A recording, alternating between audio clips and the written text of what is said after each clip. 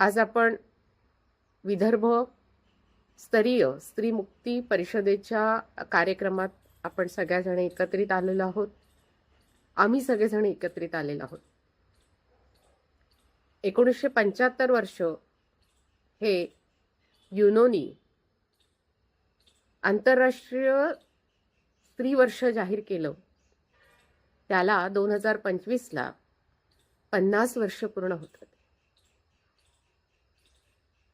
स्त्री आत्मसन्मानाचा, स्त्री आत्मभानाचा, स्त्री जाणीवेचा हा जो प्रवास तिथपासून सुरू झाला तो आजपर्यंत 50 वर्षात या स्त्रियांच्या वाट्याला काय आलो, काय परिस्थितीमध्ये बदल झाला, कुठवर आलो आणि आता कुठवर अजून जायचंय, या सगळ्या प्रवासाचा लेखाजोखा आपण इथे करणार आहोत. भारतातले स्त्री प्रश्न हे काही एकसारखे नाही, ते गुंतागुंतीचे आहेत. इथली पितृसत्ता नुसती पितृसत्ता नाही, इथली पितृसत्ता जाती व्यवस्थेशी निगडीत आहे आणि आता तर ती भांडवलशाहीलाही मदत करते.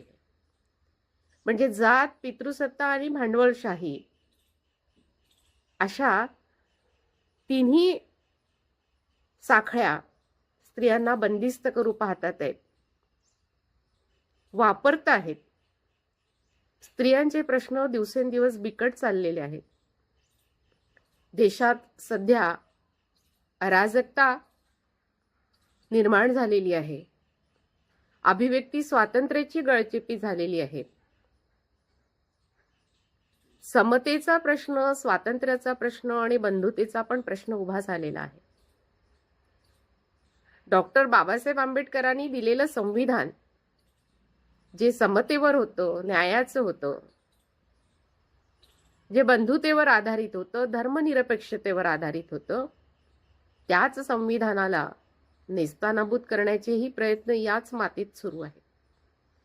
आणि म्हणून आम्ही सगळ्या स्त्रिया संविधान हवे, मनुस्मृती नको, चातुर्वर्ण व्यवस्था नको, स्त्री पुरुष समतेचा नारा घेऊन ही समानता निर्माण करण्यासाठी आणि संविधानाला अधिकाधिक संवर्धित करण्यासाठी, मजबूत करण्यासाठी स्त्री प्रश्नांच्या सगळ्याच बाजूंवर काम करणार आहोत.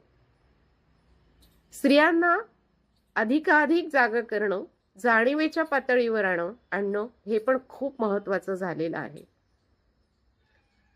कारण आज राजकीय दिशाहीनता स्त्रियांचा फक्त वापर करतोय. लाडकी बहीण योजनेसारख्या योजना आणून स्त्रियांना फार स्वस्तामध्ये 1,500 विकत घेता येतो आणि राज्य करता येतं वाटेल तसं. इतका खालच्या पातळीवर राजकारणाचा विचार केला गेलेला आहे. स्त्रियांचं राजकीय सक्षमीकरण होणं खूप गरजेचं आहे. त्यांना साक्षर करणं सुद्धा गरजेचं आहे. हे सुद्धा आव्हान आज आमच्या समोर आहे की स्त्रियांना राजकीय दृष्ट्या सुद्धा साक्षर करणं. भांडवलशाही व्यवस्था तिचा यूज अँड थ्रू विचार करते आहे. चंगळवादाचा एक मोठा राक्षस आज अवतीभोवती वावरतो आहे. अशा काळात अधिक सजगपणे आम्हाला स्त्री प्रश्नांना पुढे न्यायचं आहे. या स्त्रीमुक्तीच्या परिषदेच्या निमित्ताने मी आपणास एवढं सांगू इच्छिते.